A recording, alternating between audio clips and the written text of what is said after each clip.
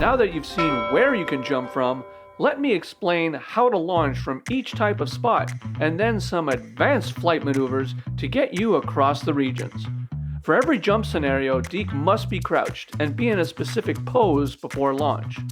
First off are the easy locations. For short hops, all you need to do is press L2. Press L1 if you want to slow-mo your flight. For longer jumps, you have the option to press L1 first, then L2, or both together. Releasing L1 resumes normal speed. For moderate locations, there is one added requisite, and that is, while pressing and holding L1, you must flick L3 for a split second before depressing L2.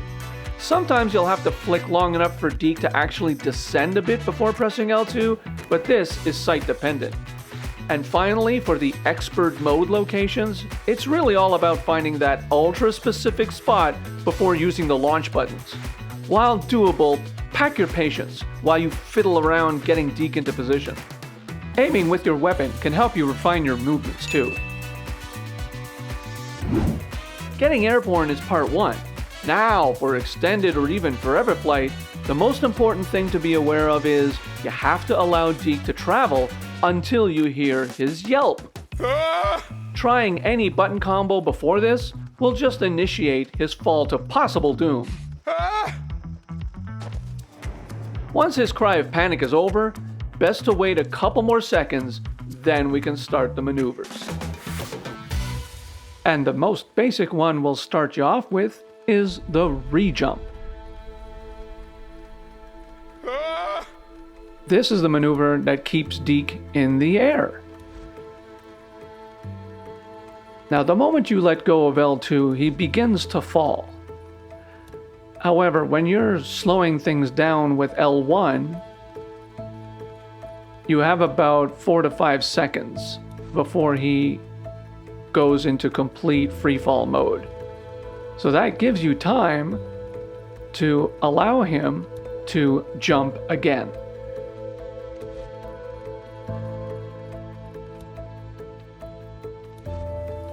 What you've been seeing me do for the past few moments is initiate Deke's backslide maneuver.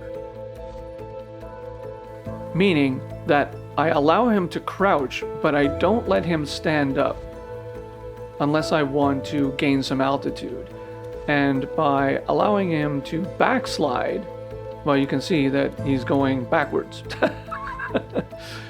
By letting him crouch, it actually accelerates him in reverse. Now we're about to hit the mountain, which is inconsequential because it's a fake mountain.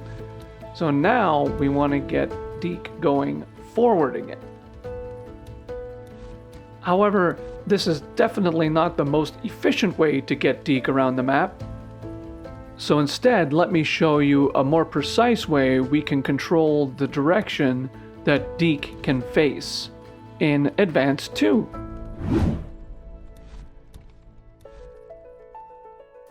Okay, with the basics of the re-jump out of the way, now we get to choose a more precise method to point Deke in the actual direction that we want him to go.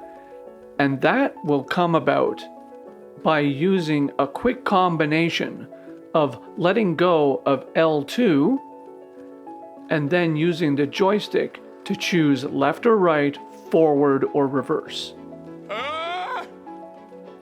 Now we've got the yell. We are going to choose to send Deke to the right by letting go of L2 and moving the joystick quickly to the right. The camera direction is irrelevant, and also it technically won't even affect his direction of travel until we re-jump again. So again, really quickly, we let go of L2 and just move the joystick in the direction that we want to choose. I'm just going to adjust it a little bit more. We let go, push the left joystick, and then we do a re-jump, and his direction alters slightly until we hit a wall, and then we can control way more precisely. Now the camera again is irrelevant. We can swap shoulders to adjust his direction. And you can see now we're heading a little bit more to the left. We're just gonna keep him going with another re-jump. So let's get him going to the right. I'm doing a little run and dance. And you can see that the way Deke is facing is how we adjust his direction. So it's not relative, it's straight on, way he's facing forward. Moving the camera around does nothing, because if we move the left joystick forward and back, up and down, or left and right, that'll determine now I want to go to the right. So again, it's all a matter of, regardless of the way the camera is facing, it's all relative to Deke's facing. So we just move the camera just so we can see get a better idea of where we're going. Now I want to go to the left, and we just let go of L2, again, facing the left. It has nothing to do with the camera, all about Deke. But now we have to re-jump in order to reset the trajectory of his actual travel. Now we're going to go left again, and okay, the controls kind of going a little glitchy on me there. No harm. Now it's all wonderful that we can keep Deke up here indefinitely and decide which direction he's going to go, but we've got one more issue to deal with in this last section. Oddly enough, one of the key tenets to a successful landing is doing the launch sequence correctly, and it really comes down to making sure you use L3 for every launch. Here's one with,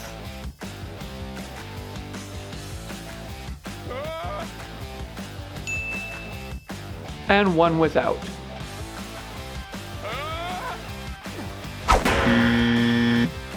The other apparently important component is ensuring you land on clear ground. Rocks and structures, and even some roadways seem to be unforgiving, and yet others are just fine. Congratulations! You've completed your flight training and you're good to go solo and try frog jumping for yourself. Armed with all these tools, your world is now open to interesting possibilities. If you discover one or hear about more jump spots, please leave a comment of where, and I'll include it when I create an update video. Happy exploring, and I'll see you in the next one.